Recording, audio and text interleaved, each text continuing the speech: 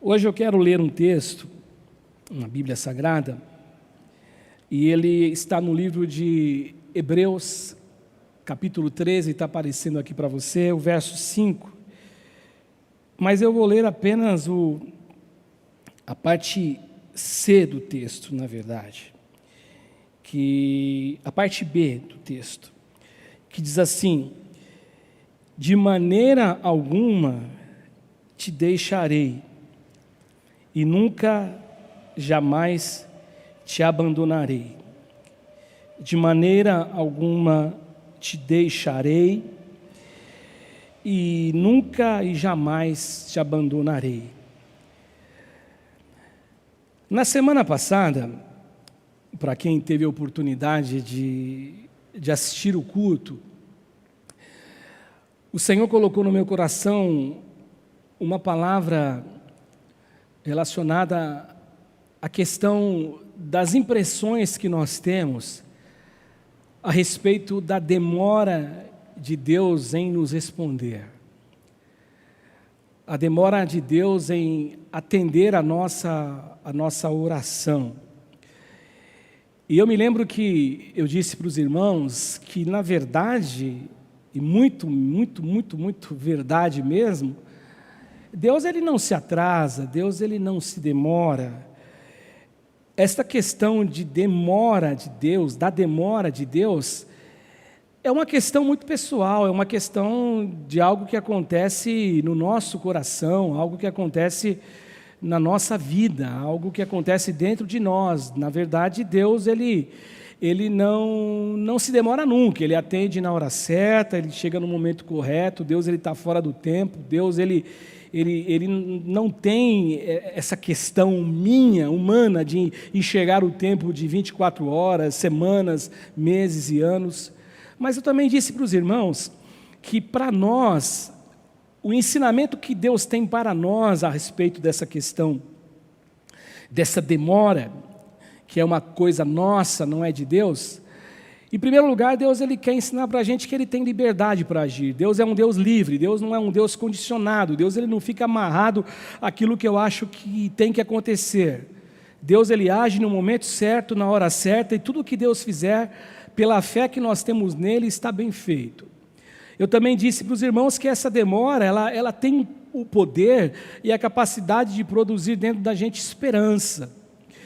E por último, eu disse para os irmãos que a melhor coisa a se fazer é a gente realmente se entregar a essa pedagogia da demora de Deus.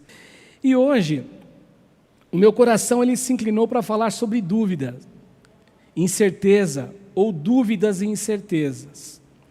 E aí eu quero afirmar para você que eu e você, nós que somos servos de Deus, nós não temos como duvidarmos de Deus. Não existe o porquê de nós duvidarmos de Deus. Agora, quando os problemas eles se avolumam, quando os problemas eles se agigantam, quando as dificuldades elas chegam, quando os ventos eles se tornam rígidos sobre nós, o que acontece é que todo ser humano, nós como homens que somos, nós carregamos uma tendência de começar a colocar no nosso coração dúvidas, colocar no nosso coração incertezas. E eu digo que isto não é algo que é um privilégio ou algo que é só voltado para alguém, para uma pessoa, não. Isso não é uma coisa que nós só passamos, eu ou você. Isso é uma coisa que atinge todos os humanos. Todos nós passamos por essa dificuldade. E desde a minha conversão, e quando você se converteu também, você que está me vendo, quando nós nos convertemos, nós ouvimos a seguinte coisa. Duas coisas foram ditas que eu não me esqueço desde quando eu me converti, que eu classificaria isso como duas teologias que é muito difícil, que não é fácil nós equacionarmos elas dentro da gente.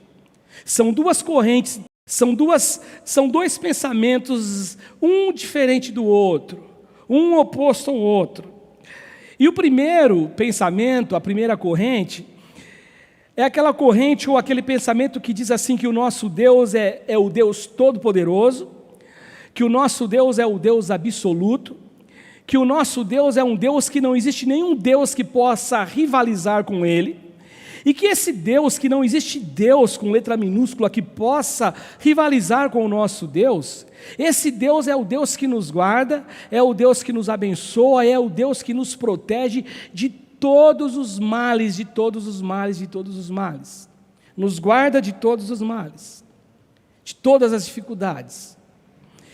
E o que é interessante e curioso é que nós vamos encontrar nas Escrituras vários textos que vão apoiar essa ideia e que vão ser textos que vão fortalecer e ratificar dentro de nós esse pensamento e este objetivo de falar, essa é a teologia correta, é esse Deus que eu creio. E eu poderia citar muitos exemplos aqui, muitos exemplos de textos, mas um texto que vem à minha memória, enquanto eu estudava, ou veio à minha memória enquanto eu estudava essa palavra, é o Salmo 91. E o Salmo 91, ele praticamente inteiro, ele vem carregado dessas certezas. Deus é o Deus que me protege durante a noite, Deus é o Deus que me livra de todo o terror noturno, de todo espanto noturno, Deus é o Deus que me guarda e me cerca e me livra da seta que vem atingir os homens, a seta que vem durante o dia atingir os homens.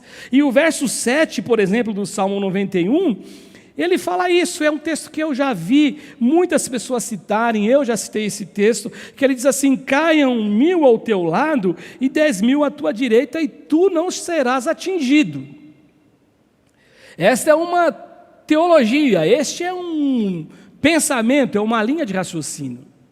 Agora, existe uma outra corrente, uma outra teologia que confronta, que vai contra esta que nós estamos falando.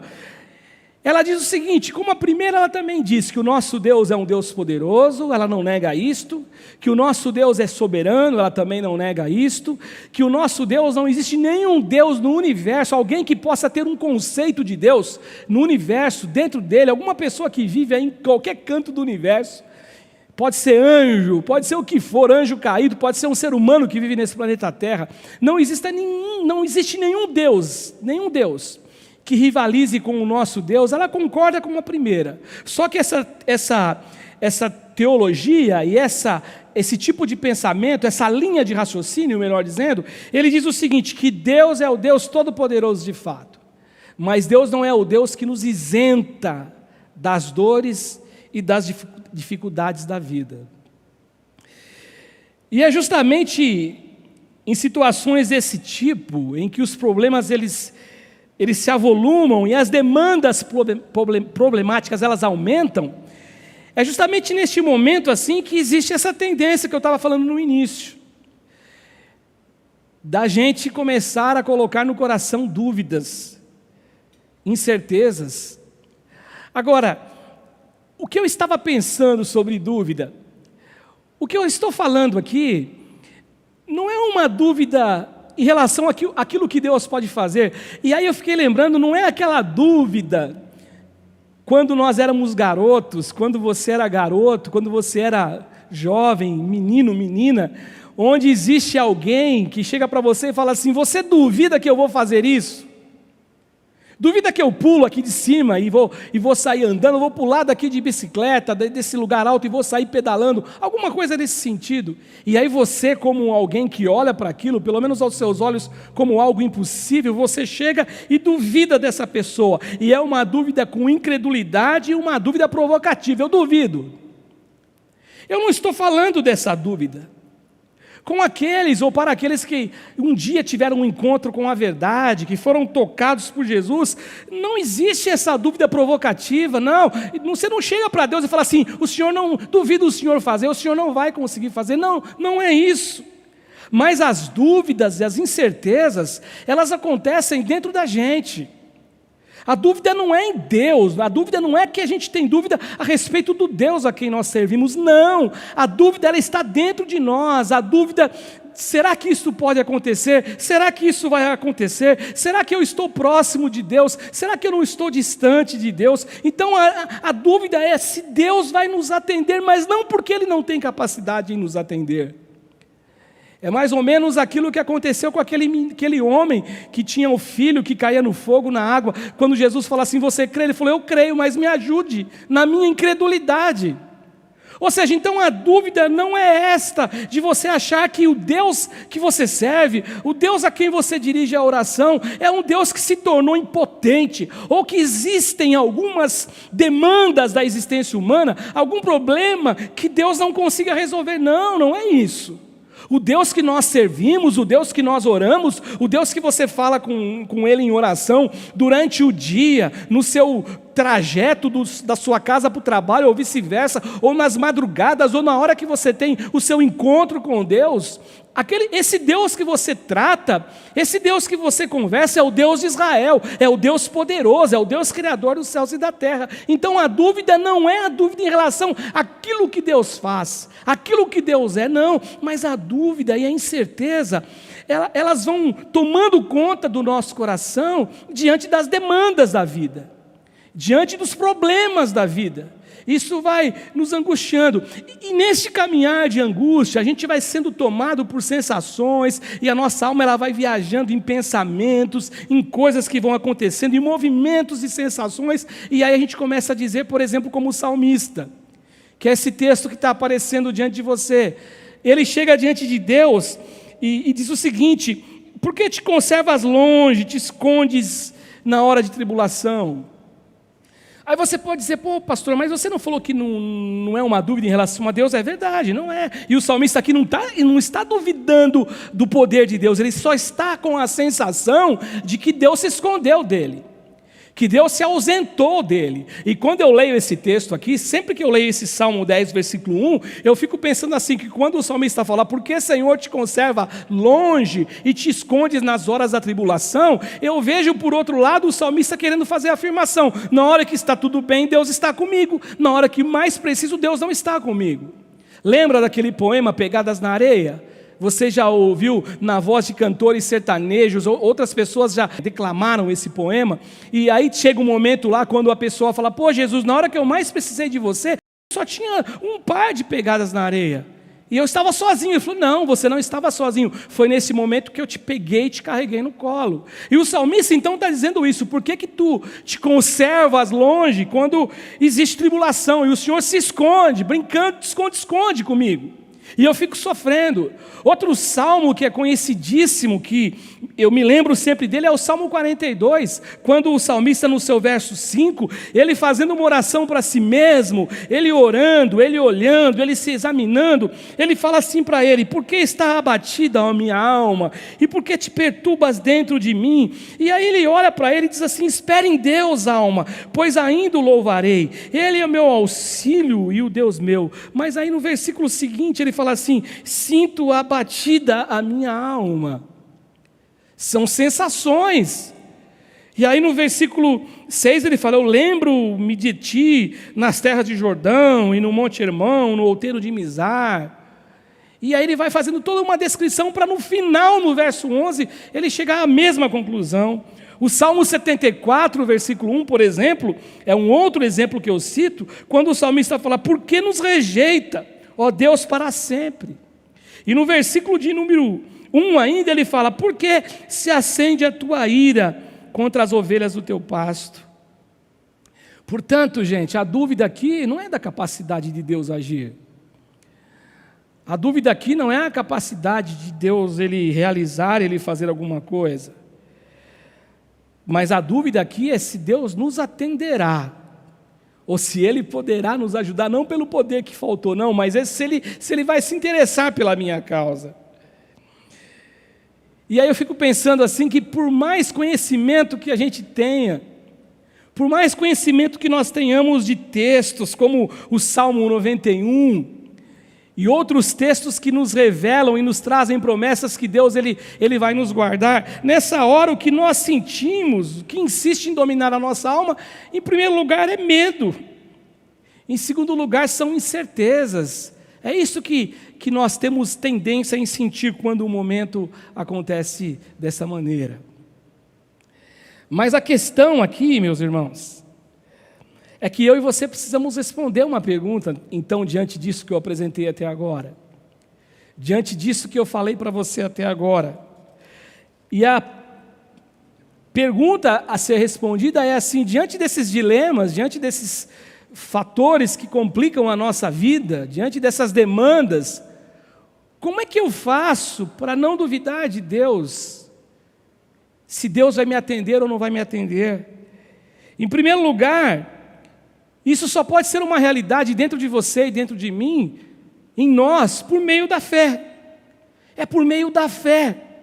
Eu só posso ter a certeza que Deus me atenderá, que Ele vai me socorrer. Eu só posso cantar o que o Silas cantou aqui há pouco tempo atrás, com fé no coração, com a alma inundada de alegria, de felicidade e de paz, mesmo vivendo uma situação conflitosa. Eu só posso cantar ainda que a figueira não floresça, ainda que não haja fruto na videira, ainda que tanta coisa aconteça, todavia eu vou me alegrar pela fé. Não é olhando para a circunstância, ou para as circunstâncias. O que faz gerar o medo dentro da gente, o que faz gerar essa insegurança dentro da gente, o que faz gerar essa dúvida dentro da gente, em primeiro lugar, são essas percepções que nós temos, é esse sentir que nós temos.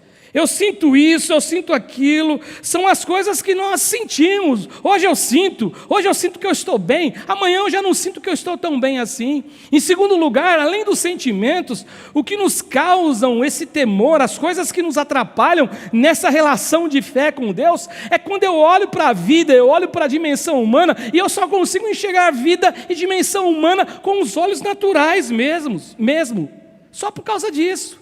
E tudo isso, essa sensação que eu sinto, Deus não está comigo, Deus não vai me atender, não é que Deus não tem poder, não, Ele não está me atendendo, porque o Senhor se conserva longe em tempo de angústia. Aí eu começo a olhar por essas questões humanas e olho com os olhos naturais, e o apóstolo Paulo fala que as coisas naturais é para o homem natural. Agora, aquilo que a gente não vê, aquilo que o ouvido não ouviu, aquilo que os olhos não enxergam, é aquilo que Deus preparou para a gente. Ele diz isso ao escrever sua carta aos Coríntios, uma delas. Então, por conta disto, a gente começa a ser dirigido pela dúvida. Eu e você, a gente começa a sentir dúvidas, incertezas e mais incertezas a respeito se Deus vai agir, se Deus vai resolver, se Deus vai me atender e se Deus vai me socorrer. São dúvidas e dúvidas, incertezas e incertezas. Mas a fé não caminha por essa estrada. A fé não anda por esse caminhar. A fé não anda nessa estrada, a fé não procura essa direção, a fé não pisa nesse terreno baseado naquilo que nós vemos, a fé não tem base naquilo que nós vemos, fé ela não tem base em percepções, fé não tem base em sentimentos, hoje eu sinto, amanhã eu não sinto mais. Não, fé é olhar para Deus carregando dentro da gente, dentro de nós, a convicção firme e inabalável de que seja a situação que for, aconteça o que acontecer, Deus vai estar com a gente, Deus vai nos socorrer sempre. Isto é fé, caminhar desse jeito, dessa maneira. Fé é quando você olha para o deserto, você está no deserto, mas você olha para aquele deserto, e você olha para aquele deserto como se ele fosse um manancial.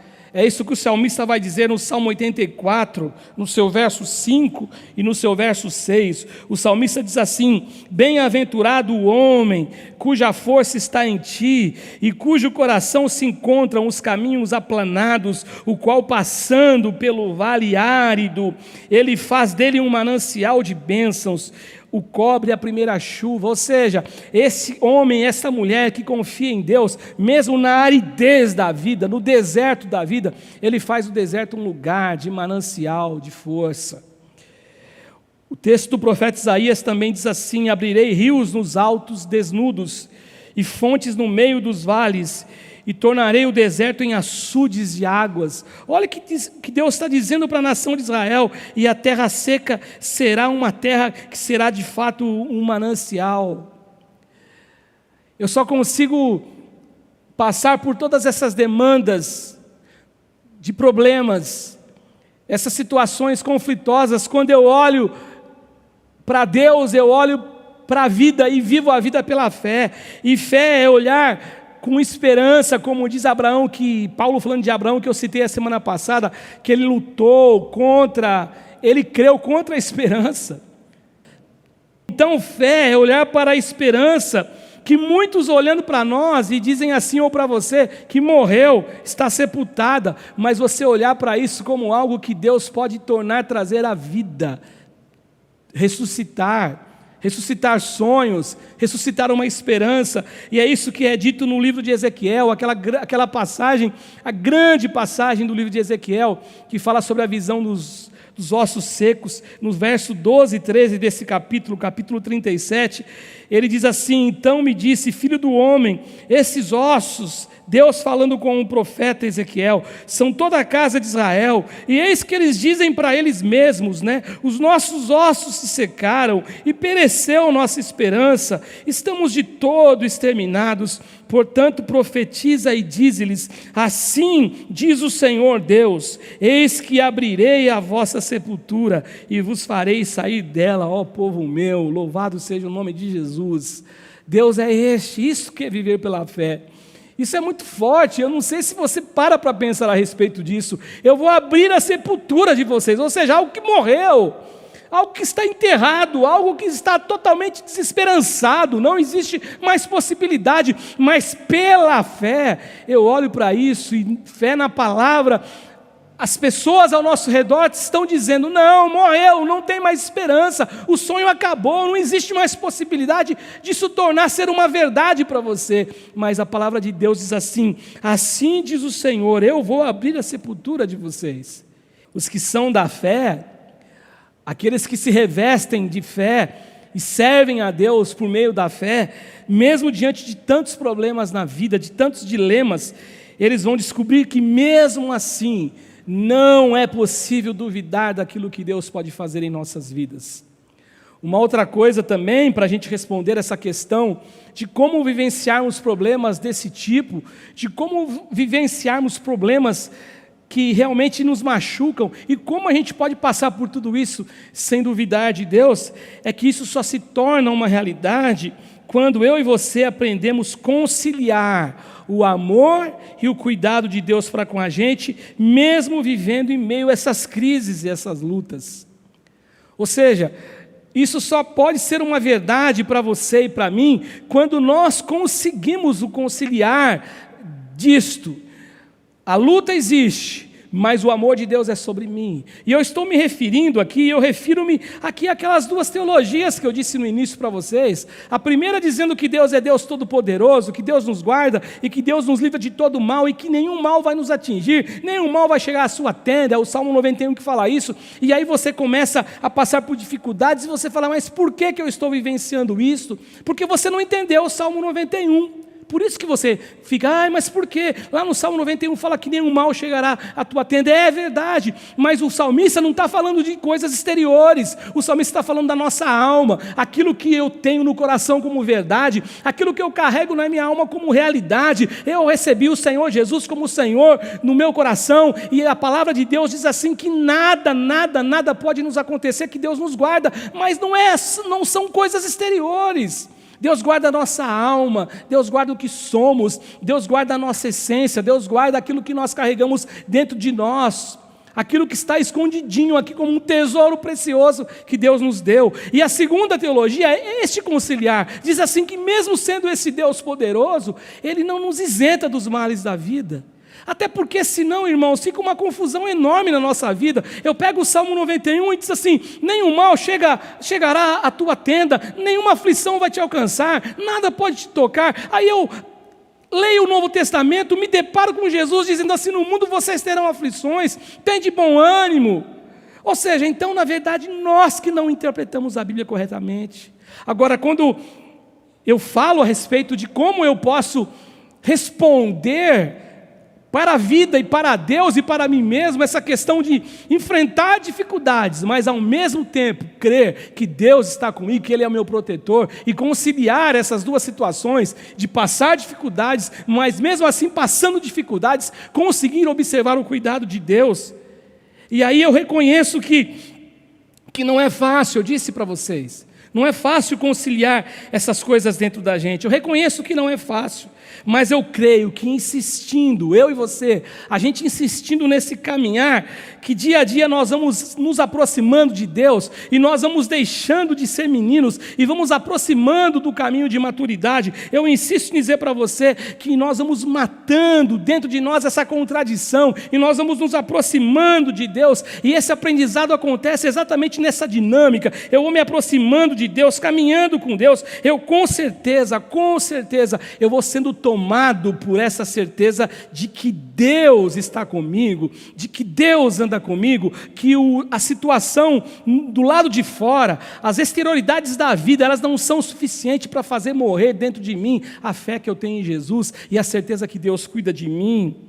E aí, não tem como a gente falar desse caminhar maduro, desse caminhar em direção a Deus, que nos traz esse discernimento, sem a gente lembrar de um texto que você conhece tão bem, sem a gente trazer à memória aquele texto do apóstolo Paulo, quando ele escreve a carta dele aos Romanos, no capítulo 8, versículo 28, que eu e você repetimos tantas vezes, em tantas oportunidades, quando o apóstolo Paulo fala assim: sabemos que todas as coisas, todas elas, cooperam para o bem daqueles que amam a Deus, daqueles que são chamados segundo o seu propósito.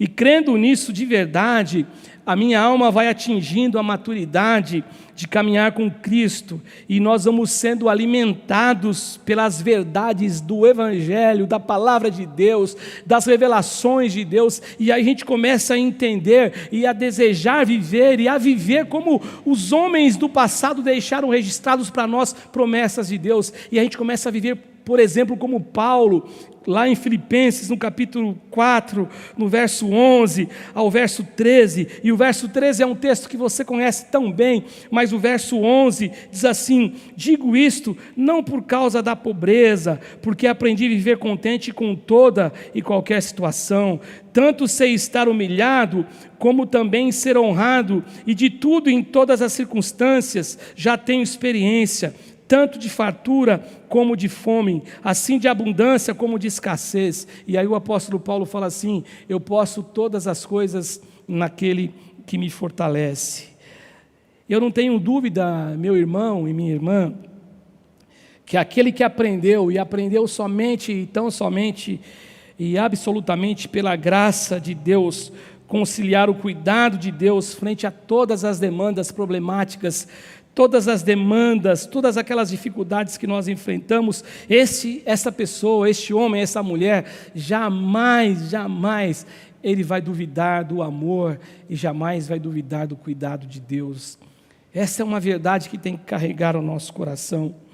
E uma outra coisa que eu aprendo aqui, pensando nessa questão, como responder de modo positivo e como aprender a não duvidar de Deus em nos atender quando nós enfrentamos tudo isso.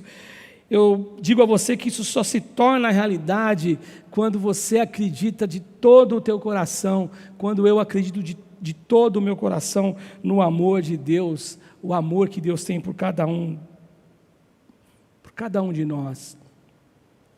Este amor, que é um amor que é uma verdade que não pode ser esquecida, este amor que deve ser algo inesquecível dentro da gente, essa verdade que não deve ser uma verdade que tenha base somente na questão circunstancial. O que eu quero dizer com isso?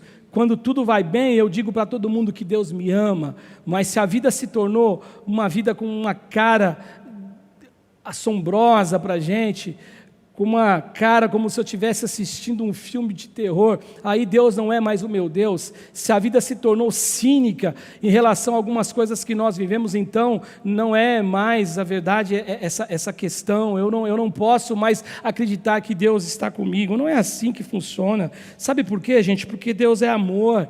A essência de Deus é amor. Deus, Ele ama a gente. Deus, Ele ama cada um de nós. Deus amou a humanidade. Deus ama todos. Deus ama o pior pecador pecador que você não consegue ter um mínimo de aproximação dele, Deus ama. E a grande verdade é que quando você demonstra amor para com alguém, e quando você cede o amor para alguém, se você for observar isso, se você for ver isso, isso só é possível porque Deus é o Deus que te ama, e a essência de Deus em você, uma partinha, um pedacinho dessa capacidade que Deus deu a você de amar, é que você consegue ceder a alguém. Agora, o amor de Deus é um amor imensurável, não tem como eu mensurar o amor de Deus, não existe possibilidade de explicar o amor de Deus.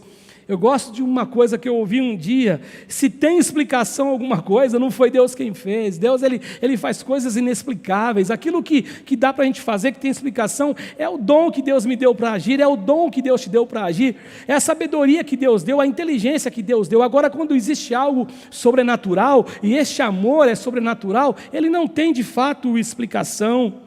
O que pode nos aproximar um pouquinho, e aí eu digo um pouquinho mesmo, só um poucochinho, como diz João ao escrever uma das suas cartas, o que pode nos aproximar um pouquinho da tentativa de nós compreendermos isso, esse amor tão gigante, tão inexplicável, é quando eu olho para aquilo que o Senhor Deus realizou por um processo da redenção, pela revelação da obra redentora dele, que ele morre por mim e por você. E João 3,16, naquele encontro que Jesus tem com Nicodemos, ele diz para Nicodemos que Deus amou o mundo de tal maneira que deu o seu único filho, o seu filho unigênito, para que todo aquele que nele crê não pereça, mas tenha a vida eterna. Mas mesmo sem a gente saber explicar esse amor, mesmo sem a gente conseguir mensurar esse amor, nós sentimos o amor de Deus, nós sentimos o carinho de Deus.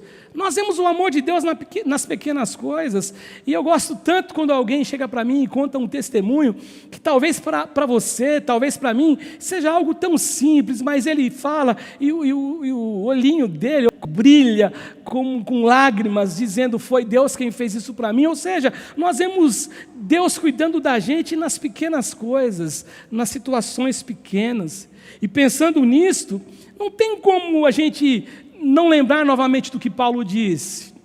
Não tem como a gente se esquecer daquilo que Paulo falou sobre o texto, e esse texto de Romanos 8:28, para mim, talvez seja o texto que faça essa conciliação entre o Deus poderoso, Deus todo-poderoso, absolutamente poderoso, que nos guarda, que é uma teologia, mas esse Deus mesmo poderoso, tão poderoso, absolutamente poderoso, mas é o Deus que não nos isenta das dores da vida, e é esse texto que traz essa conciliação, quando Paulo fala assim no Romanos 8:28, sabemos que todas as coisas, todas elas, sejam elas coisas boas, sejam elas males que nós olhamos e sentimos em nossa pele, em nossa alma, em nosso ser, todas as coisas cooperam para o bem daqueles que são chamados, daqueles que amam a Deus, daqueles que são chamados segundo o propósito de Deus. Tudo coopera, é Deus guardando, é Deus amando, é Deus se entregando, é Deus se oferecendo para nós, e Ele nos ama,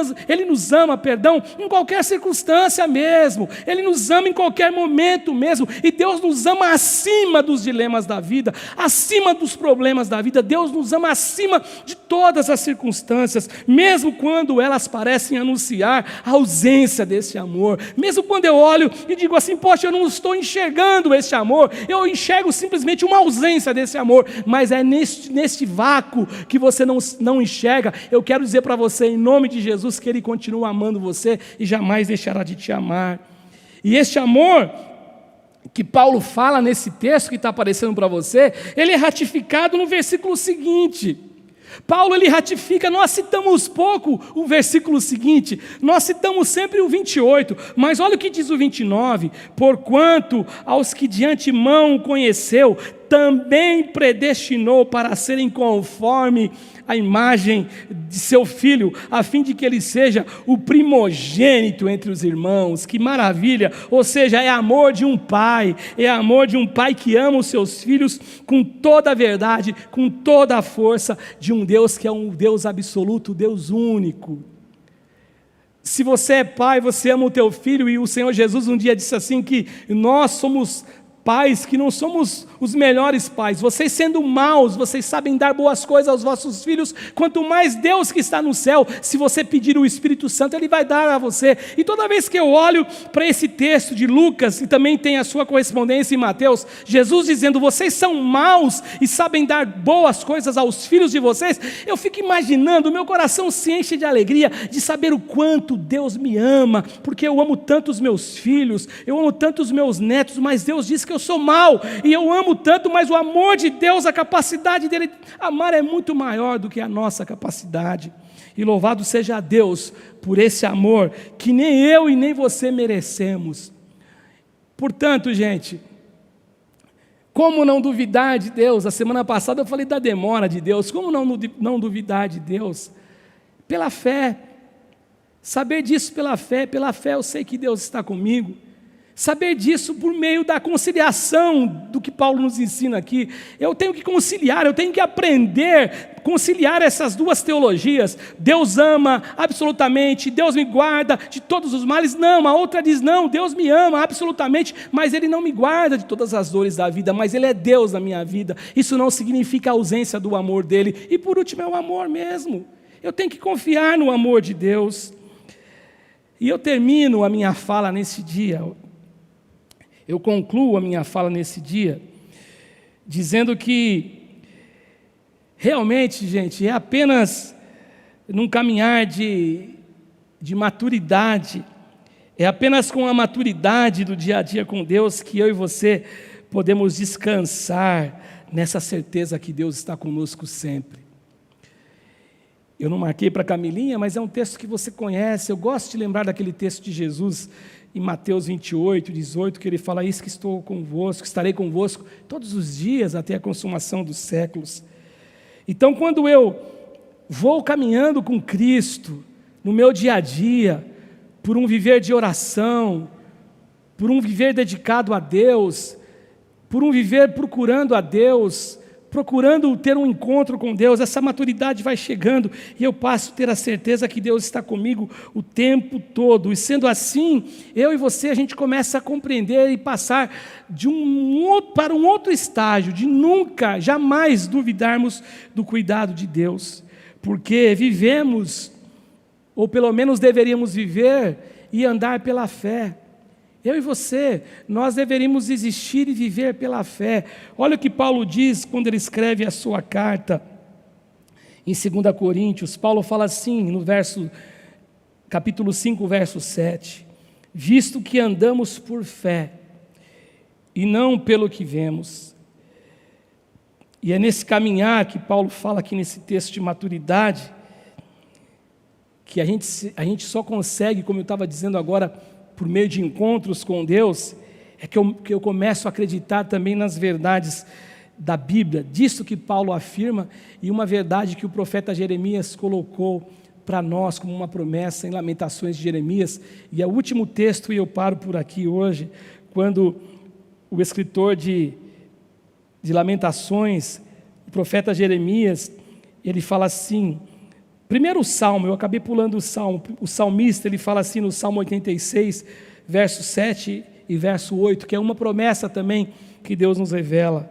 No dia da minha angústia, eu clamo a Ti. E olha que diferente agora o posicionamento do salmista. Se no Salmo 10 ele dizia assim, Deus, por que você fica longe de mim no tempo de angústia? Porque quando o calo aperta e as demandas da vida elas são todas problemas, o Senhor se ausenta de mim. Agora olha a diferença para a maturidade que o salmista ele vai tendo na caminhada com Deus. Ele fala assim, no dia da minha angústia, eu clamo a Ti, porque me respondes. Não há entre os deuses não há entre os deuses semelhante a Ti, Senhor, e nada existe que se compara à Tua ou às Tuas obras. Ou seja, agora ele está dizendo o seguinte, eu clamo, e só clama quem está vivendo dificuldades, só clama quem está vivendo no deserto, só clama quando alguém está no barco e as ondas se agigantaram, aí clama, e ele fala, eu clamo e o Senhor me responde.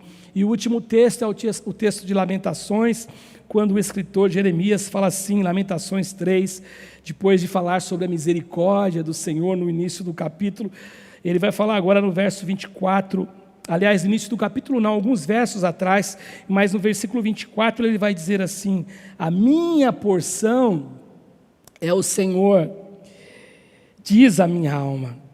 A alma dele dizia para ele: olha, a minha porção, fulano de tal, é o Senhor. É como se a minha alma dissesse para mim: Cássio, a tua porção, a minha porção, que é tua também, é o Senhor. Portanto, esperarei nele. E ele diz: bom é o Senhor para os que esperam por ele, para a alma que o busca. Bom é aguardar a salvação do Senhor, e isso em silêncio. Bom é aguardar a salvação do Senhor, e isto em silêncio. Existirão momentos que você só vai ter que ficar em silêncio mesmo. Existirão momentos que você não vai ter nem palavras, às vezes, para falar. Você vai ficar balbuciando, né, diante da dificuldade que se agigantou, diante do problema que foi gerado, diante daquilo que você vive. E nessa hora, o que resta mesmo é aguardar no Senhor e esperar pelo Senhor.